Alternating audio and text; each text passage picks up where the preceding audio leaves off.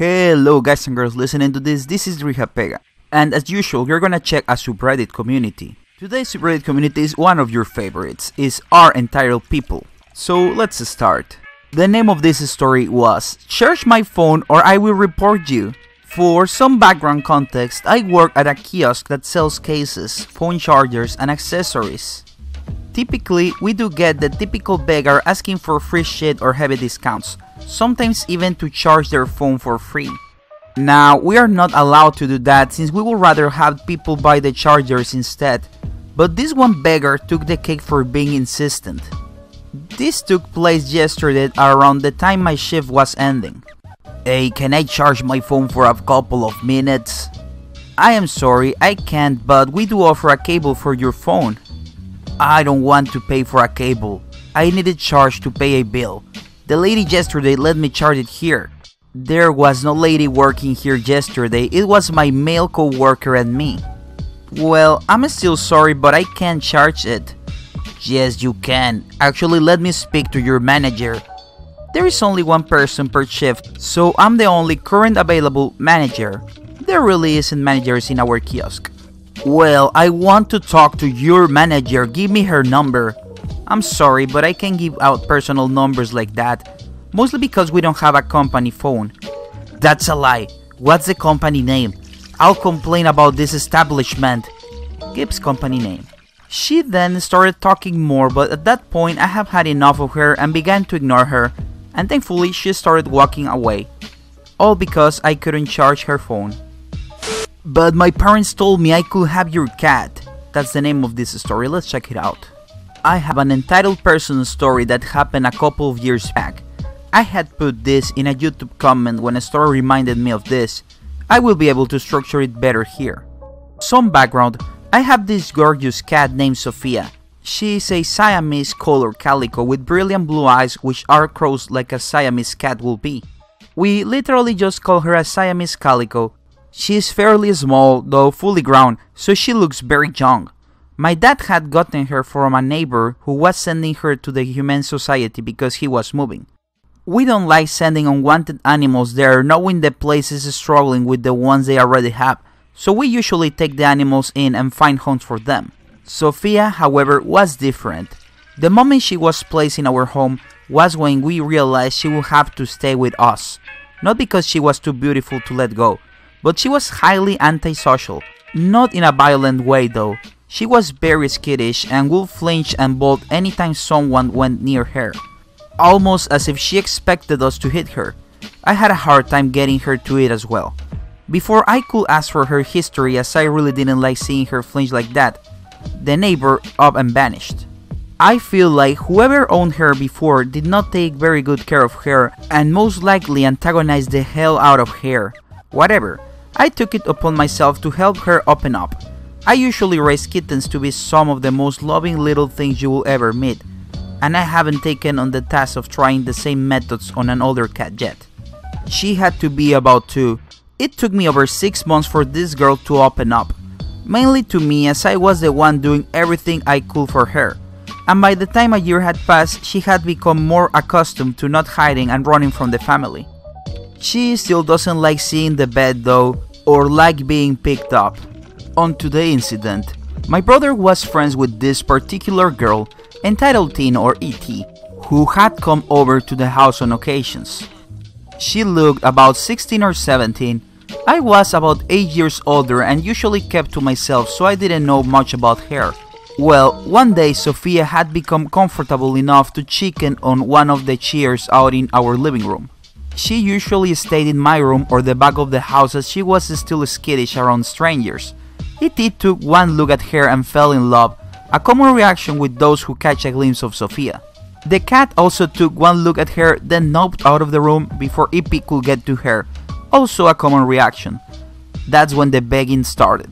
She gushed over Sophia and begged me to let her take my cat. The only reaction I could muster at the time was laughing hysterically. I honestly thought she was joking and I brushed it off. Not once, not twice, but several times this chick came by and tried to persuade me to hand Sophia over to her. She even tried paying me for her, when I told her the work I put into the cat to get her to the stage she was currently in, and tried to convince me to change Sophia's name to something she wanted. Each time she got the same answer, no. I found this very comical. It was almost cartoonish. I have never run into anyone who just demanded someone to give them their pet. Though I should be thankful, Sophia hates going outside. I would imagine this girl would have tried to take her if she saw her outside. If she could ever catch Sophia, that is. Each time my cat saw her, she disappeared within seconds. The comedy stopped when I realized that this girl would wait until I was away from my bedroom so she could go in and mess with Sophia. I caught her leaving my room quickly one day with the excuse, "I thought this was your brother's room." Instead of calling her out on it, I asked her to stay out and started to lock my door anytime I left with Sophia inside.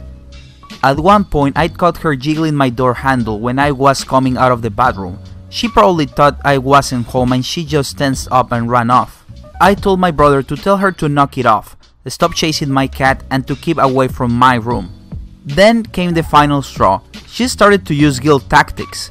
Below is what was roughly said, as I don't remember it word for word. I was busy doing something when she approached me. Entitled teen with a fake sad sigh. "Sophia doesn't look happy here. I assure you she's pretty content. Maybe she'll be happier with me. My parents already said yes. She's fine where she's at. If you want a cat, the human society has plenty of them that need homes." "No, they said I can have your cat since you said you were giving her away." I did not say I was giving her away. She is my cat and she's staying here. Besides, I'm still working with her. At this point, I was getting annoyed. This chick was adamant, and what patience I had left with this girl was wearing thin. What she said next shocked me so bad that it threw me into a blind rage. It was something along the lines of this, in a demanding tone: "Maybe she wouldn't be with someone who doesn't care about her happiness, and I don't see any improvement, so that tells me you are the issue. Give her to me now and I won't tell anyone you abuse her." I don't know what was going through that empty blonde head of hers, but that was the wrong thing to say to me. How would that even help her case? Did she think that threat will actually work? I have never abused my animals under any circumstance, and even suggesting that I do is unforgivable. I remembered I went off on her. I don't remember exactly what I said, but later my brother told me it was almost like I was a part of some death metal band, and a lot of it was just screaming instead of words, and from his point of view, it was freaky. My family knows me as a laid-back, calm, peaceful person who rarely goes off on anyone, so when I started screaming, something was up. The entitled teen is hysterically crying at this point and running out of the room. My brother took her home without a word to anyone. I knew he knew what the girl was doing, so most likely in his mind she deserved it. While I stopped screaming after she left, it took me hours to calm down, and for the first time ever, Sophia actually crawled into my lap and lay down when I finally sat down. I wanted to cry. This was a huge step for her, and it told me she understood to some extent. I was so damn proud.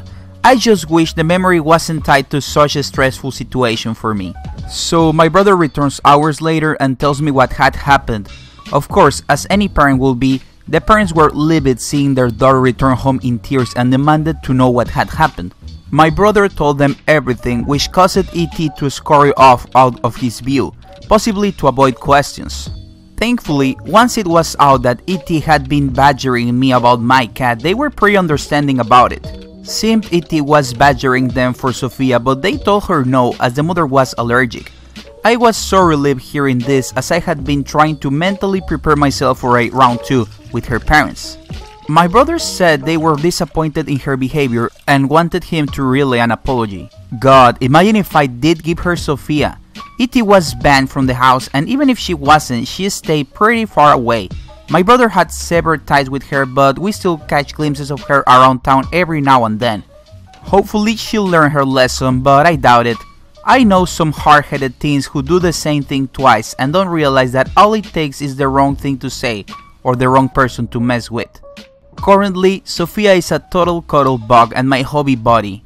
She will curl up in my lap while I'm playing video games or writing, or sit there on the table pretending to be one of my skeins while knitting. Where she was completely silent for years, she's now very vocal. can identify the milk jug and chases whoever has it. And as for treats, she's almost completely out of her shell. I say almost as she's still skittish with new people, but if that's the exchange, then so be it. I'm not much of a people person either. She's cuddling behind my laptop as I write this. I will not give her away for the world. Edit. Meant to put pics in. Here she is. I'm more of a dog guy myself, but that kitty looks super cute and adorable. And I just love when the stories like this have happy endings. And this particular story reminded me of Ruby, my blonde Pomeranian. She was pretty much like this. She was super scared. Like, I think she was probably abused at some point, I don't know. But she was super scared of me when I got her. But now, well, she looks happy, doesn't she? Girls and guys, I would love to hear your comments about this subreddit community. Also comment on what subreddit I should do next. As always, a like, comment and share is greatly appreciated. And please subscribe if you like the content. Bye!